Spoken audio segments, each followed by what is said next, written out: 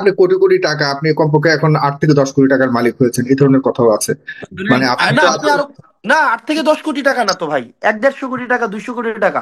এক নম্বর বিষয় হচ্ছে আমাদের বিরুদ্ধে অভিযোগ আসছে, কি অভিযোগ আসছে, প্রথমত হচ্ছে আহ তদবিরের অভিযোগ আসছে। তারপরে হচ্ছে যে আমাদের লাইফস্টাইল নিয়ে অভিযোগ আসছে। তারপরে হচ্ছে সবচেয়ে বড় কথা হলো আর আপনার ক্ষমতার এই সরকারের সুযোগ নিয়ে আপনারা নিজেরা রাজনৈতিক দল গঠন করছেন এবং আপনারা মাইনাস করবারও চিন্তা ভাবনা করছেন। আপনারা মাইনাস করেছেন আওয়ামী লীগকে, এখন আপনারা হয়তো বিএনপি কে বা জামাত ইসলামকেও মাইনাস করবার একটা চিন্তা ভাবনা আছেন, এবং আওয়ামী লীগের ভোট টোট নিয়ে আপনার ক্ষমতা যাওয়ার একটা বড় ধরনের স্বপ্ন দেখছেন। আচ্ছা, আমি একটু প্রশ্ন করতে চাই, সেটা হচ্ছে যে মানে যারা যারা ভাবছে যে আওয়ামী লীগকে মাইনাস করা হয়েছে, আওয়ামী লীগকে কি মাইনাস আমরা করেছি? না, সবাই মিলেই তো আওয়ামী লীগকে মাইনাস করেছে। যারা জনগণ বিবর্জিত একটা দল, জনগণ বিবর্জিত একটা দল মাইনাস হবে, এটা খুব স্বাভাবিক। কিন্তু অন্য দলে এতে ভয় পাওয়ার কি আছে? অন্য দল তো জনগণ বিবর্জিত না। তাহলে সুতরাং এখানে মাইনাসের কথা আসছে কেন? অন্য দল কি হত্যার সাথে জড়িত? অন্য দল কি হচ্ছে মানে ভোট চুরি করেছে? অন্য দল কি মিডনাইট ইলেকশন প্রচলিত করেছে, ডামি ইলেকশনের এই টার্মের সাথে মানুষকে পরিচিত করিয়েছে? যদি না করিয়ে থাকে, যারা গণতন্ত্রকামী দল, ফেসিবাদ বিরোধী যে রাজনৈতিক দলগুলো ছিল, এই রাজনৈতিক দলগুলো এই বাংলাদেশে অবশ্যই অবশ্যই প্রাসঙ্গিক। সুতরাং এটাকে ভয় পাওয়ার বা এই যে বিষয়টা আছে যে minus politics two minus two formula, এই বিষয়গুলো হচ্ছে খুবই অপ্রাসঙ্গিক বিষয়। যারা ফেসিবাদ বিরোধী রাজনৈতিক দলগুলো রয়েছে, তারা বাংলাদেশে সবসময় প্রাসঙ্গিক। দ্বিতীয়ত যে বিষয়টি রয়েছে যে সরকারের সুযোগ সুবিধা গ্রহণ করে একটা রাজনৈতিক দল গড়া হচ্ছে। ভাই, সরকারের কি সুযোগ সুবিধা গ্রহণ করা হয়েছে স্পেসিফিক, মানে be specific and come up with proper support, come up with proper হচ্ছে কাইন্ড অফ, আপনার জায়গাতে যদি যাচ্ছেন, ডকুমেন্টস আপনারা থাকে। যাচ্ছেন, আপনাদের লজিস্টিক সাপোর্ট কে দিচ্ছে, আপনারা বিভিন্ন জায়গাতে গাড়ি দাবড়াচ্ছেন, গিয়ে দেখা যাচ্ছে নিজেদের রাজনৈতিক প্রচারণা চালাচ্ছেন, এই ধরনের অনেক অভিযোগ তো আছেই। আপনাদের কাছে তো এই ধরনের পয়সা থাকবার কথা, আপনারা না, ছাত্র, এই অভিযোগ কি এত এই পয়সা করতে অভিযোগ কি গেছে। এই অভিযোগ কি 5ই আগস্টের পরে হয়েছে নাকি? এই অভিযোগ তো যখন আমরা আন্দোলন শুরু করলাম, তখন আমাদের সাদ্দাম বলল যে আমরা 100 কোটি টাকা নিয়ে আন্দোলন করছি। আপনি, সাইফুর ভাই, আমাদেরকে কি অন্যান্য টকশোতে বলা হয় নাই যে ভারতের যে বিরুদ্ধে যে বাংলাদেশের আন্দোলনটা হচ্ছে, সেটার থেকে আমরা হচ্ছে কনসেন্ট্রেশনটা ডাইভার্ট করার জন্য আমরা আওয়ামী লীগ থেকে 200 কোটি টাকা খেয়ে হচ্ছে আমরা আন্দোলনটা চালাইছি? অর্থাৎ হুম। দেখেন, আওয়ামী লীগ আমাদেরকে বলছে আমরা তারেক জিয়া থেকে 100 কোটি টাকা খেয়ে আন্দোলন করতেছি। আবার বিএনপি বা অন্যান্য রাজনৈতিক দলের সমর্থিত অনেকেই বলেছে যে আবার আমরা নাকি আওয়ামী লীগ থেকে 200 কোটি টাকা খেয়ে তৎকালীন সময়ের ভারত বিরোধী যে আন্দোলনটা ছিল, সেটার কনসেন্ট্রেশন ডাইভার্ট করার জন্য আমরা তার মানে আন্দোলন করছি। এটা আবার এটা কি আপনারা 400 কোটি টাকার মালিক টোটাল হচ্ছে সব? 400 কোটি টাকা, তো 400 কোটি টাকা তখনও তো অভিযোগ ছিল। তারপরে অভিযোগ ছিল 5ই আগস্টের আগের দিন নাকি আমরা পালাই গেছি কোটি কোটি টাকা খেয়ে। বিভিন্ন সময় 200-100 কোটি টাকার অভিযোগ আসছে। তো আমি দেখলাম আমার সব মিলে হচ্ছে, আমার বাপ দাদা সব মিলায়া একদম আমার নিজের ইনকাম টিনকাম সব মিলে হচ্ছে 1.5 কোটি টাকার বেশি হবে না। মানে একদম সব কিছু মিলায়া, মানে স্থাবর অস্থাবর সম্পত্তি, আমার নিজের অর্জিত আয়, আমার স্ত্রী, আমার হুম। মা, আমার হচ্ছে বাবার জায়গা জমি সব মিলায়া 1.5 কোটি টাকার বেশি হওয়ার সম্ভাবনাই নাই। মানে সবকিছু ইনক্লুডিং, মানে জায়গা জমি বর্তমানে যা আছে আমার বাপের, এবং আমার নিজের, আমার স্ত্রীর গোল্ড, আমার মা, আমার আর কি, মানে এগুলাই তো হিসাব করা নিজের বলা যায়, মানে দিন শেষে আমার নিজের ফ্যামিলি বলা যায়। এর হুম। বাইরে হবেই না।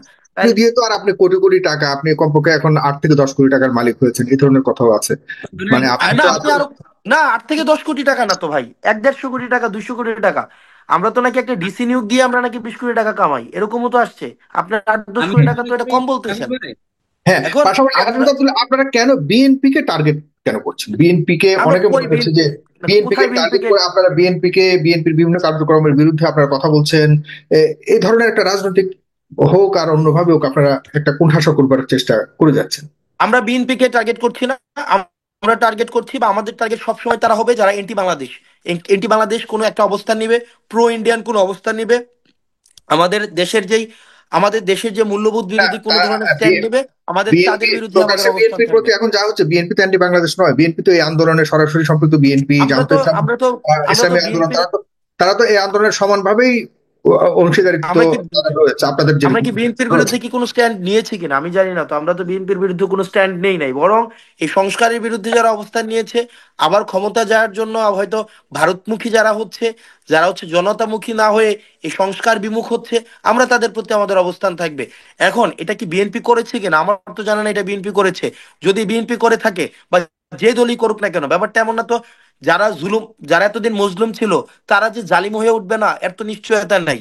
আবার আমি যে আবার ফেসিস্ট হয়ে উঠবো না তার তো নিশ্চয়তা নাই। এটা তো কোনো স্থায়ী কোনো উৎখাত নাই, এটা একটা কন্টিনিউয়াস একটা প্রসেস। সুতরাং আমাদের এই যে লড়াই, আমাদের যে বিরোধিতা, ফেসিবাদের বিরুদ্ধে যে আমাদের এই যে বিরোধিতা, এটা যেই হতে চাইবে তার বিরুদ্ধে তো আমাদের অবস্থান থাকবেই। এখন এটা কে করছে, কারা করছে, যে করে থাকে তাদের বিরুদ্ধে আমাদের অবস্থান অবশ্যই অবশ্যই থাকবে। জি, আওয়ামী লীগের প্রতি আপনাদের কি বার্তা, এই যে ইয়েটা, তারা যে ঘোষণাটা দিল? আওয়ামী লীগের প্রতি আমাদের আচরণ খুব সিম্পলি, আওয়ামী লীগের প্রতি আমাদের আচরণ ঠিক তেমনই হবে যেমন আচরণ 5ই অগাস্ট না হলে আওয়ামী লীগ আমাদের প্রতি করতো। সিম্পল, আওয়ামী লীগের প্রতি আমাদের আচরণটা ঠিক তেমন হবে।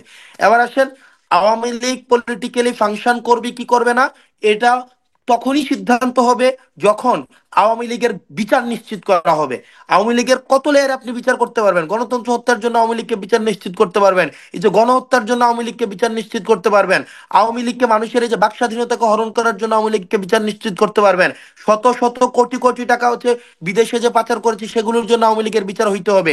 অ্যাজ এ পার্টি হিসেবে আওয়ামী লীগের বিচার হইতে হবে। আওয়ামী লীগের আগে বিচার হওয়ার পরে আওয়ামী লীগ পলিটিক্যালি ফাংশন করবে কি করবে না, একটা মানবতা বিরোধী এই যে দলটা পলিটিক্যালি ফাংশন করবে কি করবে না, তখন সে বিষয়ে সিদ্ধান্ত আসবে। কিন্তু এর পূর্বেই, বিচারের পূর্বেই যারা আওয়ামী লীগ পলিটিক্যালি ফাংশন করবে কি করবে না সেটি নিয়ে আলোচনা করতে চায়, তাদেরকে আমরা সন্দেহের চোখে দেখি।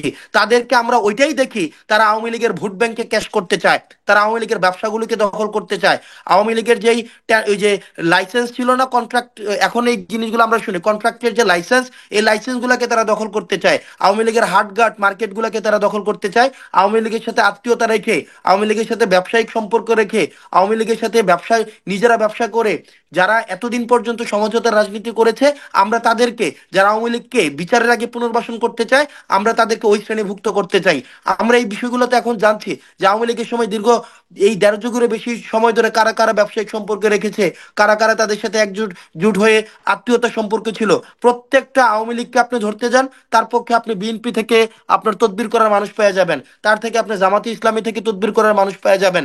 এখানে অথে এটা দলীয় কনসেন্ট হোক বা দলীয় কনসেন্টের বাইরে হোক বা ব্যক্তিগত উদ্যোগে হোক, আমি বলছি না এটা দল তাকে কনসেন্ট দিচ্ছে, আমি বলছি অর্থাৎ ওই দল সমর্থিত ব্যক্তি তার জন্য আইসা হচ্ছে আপনার তদবির করছে। তো এই যে একটা সমঝোতার রাজনীতি, ব্যাকডোর ডিপ্লোমেসি, একটা ব্যাকডোর চ্যানেলিং এর মধ্য দিয়ে তরুণ প্রজন্মকে আমরা প্রতারিত করছে। দেখেন আমাদের তো নিজস্ব আওয়ামী লীগের ব্যুরোক্রেটস আছে, যারা আওয়ামী লীগের নিরপরাধ পুলিশ তারা আছে, কি তারা আওয়ামী লীগের তারা কি বিচারক। আওয়ামী লীগের যারা নিরপরাধ, যারা মানে কোটি কোটি সমর্থক তারা দাবি করে, তাদের কি হবে? তাদের ব্যাপারে কি কোনো ধরনের আপনারা সিদ্ধান্ত নিয়েছেন কিনা, এই জায়গাটা শেষ করতে? দেখেন, আল্লাহ ক্ষমা করবে কখন, আপনাকে বিচার চাইতে হবে। আগে তো আপনার, যেটাকে আমরা বলি যে আমাদের যে ইয়া করা, যে আমাদের যে সৃষ্টিকর্তার কাছে মাফ চাওয়া, মাফ চাওয়ার তো কিছু প্রক্রিয়া আছে। আগে আপনি স্বীকার করতে হবে আপনি অপরাধ করছেন, আপনি ভুল করছেন, আপনি গুনাহ করছেন, তারপরে এটার অ্যাকনোলেজমেন্ট লাগবে, তারপরে হচ্ছে আপনি ক্ষমা চাইতে হবে, ক্ষমা করার পরে হচ্ছে আল্লাহর কাছে আপনি হচ্ছেন ক্ষমা পাইবেন। আর ওই জায়গায় আওয়ামী লীগ তো স্বীকারই করতেছে না, আওয়ামী লীগ তো সরি ফিল পর্যন্ত করে নাই। আওয়ামী লীগ কি বলছে যে আমরা অপরাধ করছি এই পর্যন্ত? তারা তো সেটাই বলতেছে না, তারা তো স্বীকারই করে না এই গণহত্যার। আগে আওয়ামী লীগের বিচার নিশ্চিত করতে হবে, করার পরে যে আওয়ামী লীগের যে অংশটা সমর্থন করেছে কিন্তু ফৌজদারি অপরাধে নাই, ডিসিপ্লিনারি ইস্যুস নাই, তারা কোনো ধরনের হত্যা নির্যাতন গুম খুনের সাথে যারা জড়িত ছিল না, তাদের সাথে কিভাবে রিকনসিলিয়েট করা যাবে সেটি পরবর্তীতে আলাপ। কিন্তু আপনি বিচারের আগে যখন ওই আলাপটা নিয়ে নিয়ে আসে যারা, তাদেরকে আমরা মনে করছি তারা আওয়ামী লীগকে পুনর্বাসন করতে চাচ্ছে বিচারটাকে বাদ দিয়ে, এবং আওয়ামী লীগের ভোট ব্যাংকে ক্যাশ করতে যাচ্ছে, ব্যবসাকে ক্যাশ করতে যাচ্ছে।